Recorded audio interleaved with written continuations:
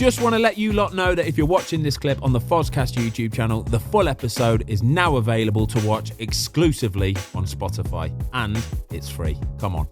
So when you went from, obviously you said you lived in this bubble with British football, and then you go to Nice, and it is a bit of a culture change. When you make the move to Anderlecht, were you a little bit more considered over that move? Was there a bit more due diligence around what the culture might be like in Belgium, or did you just think it's a big club, big European club? Yeah, I think got to go for it. I think there was lots of factors in that. I mean, I knew quite early that my time at Nice wasn't going to be 3 years, and we ended up, there was a lot of messing around with the contract and everything, and we ended up kind of parting on mutual consent. Yeah, consent. Which a mutual parting of ways. Yeah, mutual, which it was. Yeah.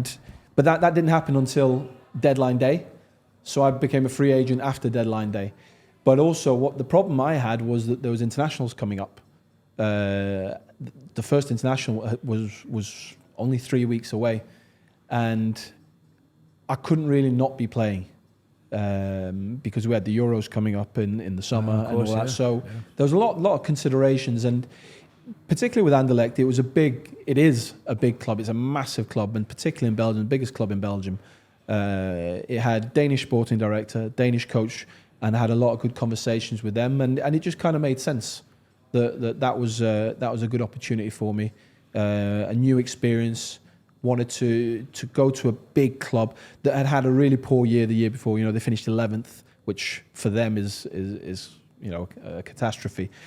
We ended up finishing, I think, third, which also, I think it was third, but the system, the way the league splits is a bit. Can you try and explain it a little bit? So the regular season, am I right saying, so the regular season you finished second, and then you go into a championship, top 16 playoffs. You go into, so you have 10 final games, and your points halve.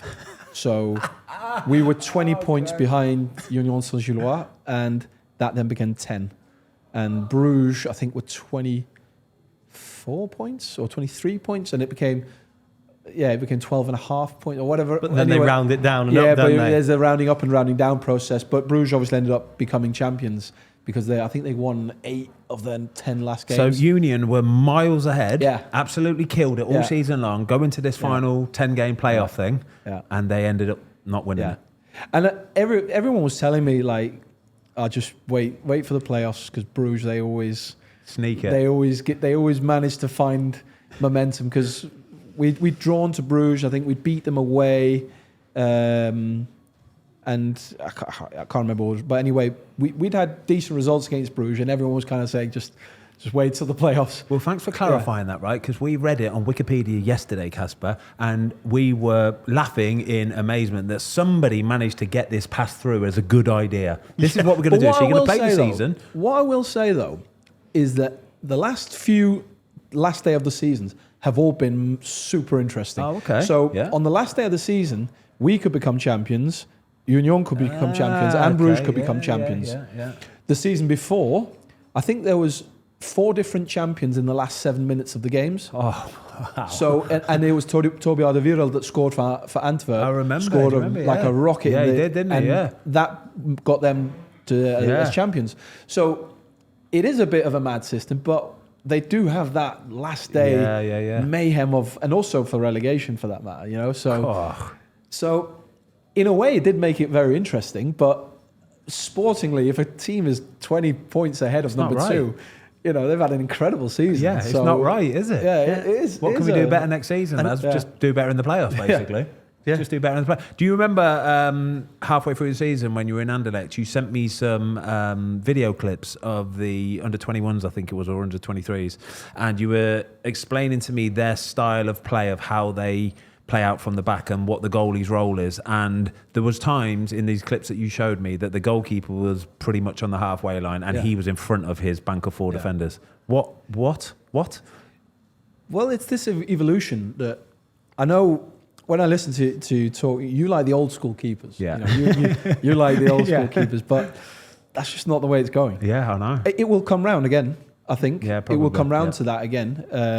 You see now, particularly with corners now, it was 10 years ago, it was all playing around. Now it's just getting it in the box and causing carnage. That'll come around again. Yeah, but yeah, we played systems where, particularly we played a game away in a derby down in Brussels where the manager pulled me in the office the day before and goes, right, we're going to build up with a 3 at the back and I want you to be on the right-hand side of the 3. What? Yeah. And obviously, I'd never tried that before. What are you thinking? Sorry, when he's told you this, are you all over this? Yeah, I think that'd be class. No, but you got to remember when I started, it was how tall you are and how far can you kick it. Yeah, true. That was everyone's a good shot stopper. I'm not even going to mention that as a keeper because that's a given. Yeah, that's a given. You have to be a good shot stopper. But that was kind of what you were measured on. Coming up through obviously Darlington and all these loans in the lower leagues. Getting to the Premier League, it was still a lot about being able to kick far, and I could kick far. Yeah. But my dad had always told me that you have to be as good with your feet as the outfielders, and for the reason that they have to trust that you can deal with the ball, which means that they'll give you the ball, and you'll be able to the team will be able to be higher up the pitch, and you'll be able to play yourself out of trouble a lot easier. Mm-hmm. So I always had this in my head. So I used to train, particularly at Man City, particularly when we had Joe and we had Shea, as the number 1, number 2. In the games, they'd be in the goals, and I'd be stood there waiting. Instead of doing that, I went outfield, to be more comfortable with the ball at my feet. So I played a lot of outfield all the way through my career, and which I feel has made me be able to kind of adapt. So going from the keeper that could kick far, now it's about playing out from the back. And what it is now, particularly with that, is that when I am then obviously pushing up on the right-hand side, we're 11 versus 10. So we have a spare man always. Obviously, we're playing with great risk, but numerically, we will always have a spare man somewhere. And if you get the system right, then numerically, you will always be able to play your way out. Do you have like a bit of, when you're doing that, obviously pushing up the pitch, is there an adrenaline or that muscle memory where you're thinking, my God, I need to go home? It's like playing rush goalie. You remember when you were a kid and you'd play rush goalie and you're allowed to just go and join in and stuff like that? Oh, wow. No, I mean, we did it, and like we do it at Celtic now, obviously, where I put, instead of going out on the right, the reason he wanted me on the right was for the diags. Yeah, okay. But now I'm in the centre of it, and which I think makes a little bit more sense. But I think that the way that you can kind of cause a problem for the opposition's press by being the extra man, there's probably more to win than there is to lose. But the thing, you're talking about the adrenaline rush comes particularly when you're stood in the 3 and you either pass it to your centre-back and he passes it in central. If the man central doesn't deal with the ball well, that's when you're exposed. So you have to be brave enough just to stand there. And I always admire keepers. You talk about bravery. There's lots of different types of bravery. But if you're brave enough to stand in that position, that is ultimately what you're being asked to do. And ultimately, that is what's going to, or in the belief of the coaches, is going to give you a numerical advantage that's going to give you an advantage to win the game. Thanks everybody for watching. We hope you enjoyed this clip of the Fozcast. If you would like to watch the full episode, it is now available exclusively on Spotify for free.